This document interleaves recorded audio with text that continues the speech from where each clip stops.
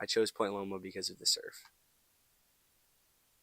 How easy it is to just go surf after class definitely had a factor on my decision.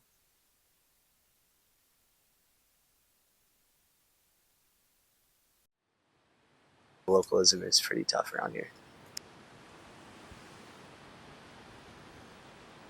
A local dad called me a Nasbo behind me, and I kind of just sat there and took it. Didn't really say anything, but it was pretty harsh.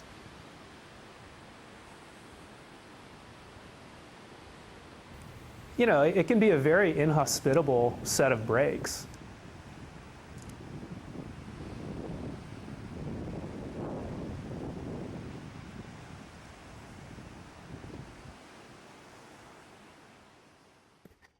I'm Ben Cater, and I'm a professor of history and literature, and I direct the honors program.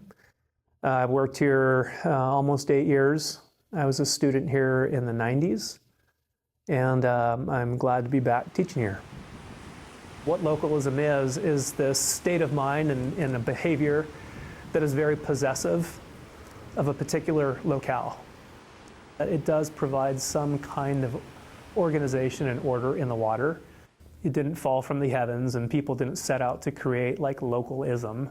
It emerged spontaneously in response to what many considered to be the overcrowding of surf spots that had always been sort of surfed minimally by the same people that people grew up with in a location.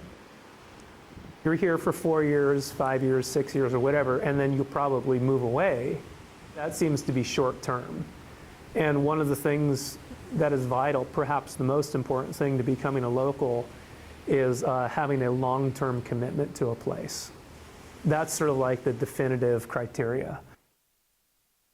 If you really pretend to have that much sort of control over your board and as a result over the wave riding experience, it's very easy to be possessive about the wave, and so you begin to commodify it. So there's like a commodification sort of process that's taken place in which you become very acquisitive and possessive of the wave because you can control and manipulate it any way you want. And I just think that's a very dangerous attitude. My name's Vaughn Tubbs, and I'm from Huntington Beach, California.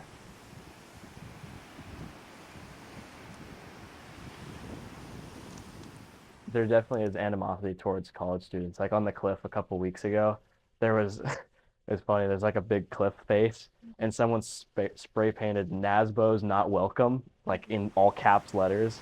And some of the locals paddle out with pocket knives and cut leashes if you paddle out with a leash, just purely out of spite because it's like an unspoken rule. And, you know, it's like, I don't agree with it, but, you know, it's not my place to be agreeing or disagreeing. So.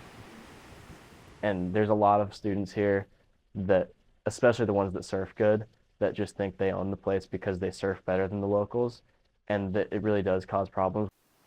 But there's also a lot of locals that see the few students here that are like that, and they say, oh, if a couple of them are like that, all of them must be like that, and it doesn't matter if you do anything wrong or not, they're just going to be pissed at you for no reason.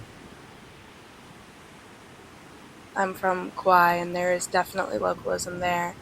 And I understand that side where you want to be kind of protective of your spot, of somewhere you've surfed every day, because it's special to you, and you don't know if the people who are just coming in are going to respect it or are going to respect the locals there. But I think it would be more productive for people just to be kind to each other and explain to newer surfers the lineup and how everything works.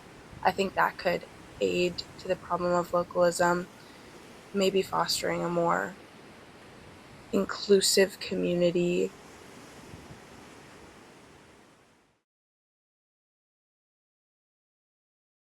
I mean, if you really love something and you're concerned about its like preservation and safety and that it's maybe endangered by overcrowding, then you'll have this sort of defensive attitude. To think that you can somehow commodify like something as grand as the sea, it's not mine and it's not yours. It's God's, you know, and we're to interact with it in stewardship and praise.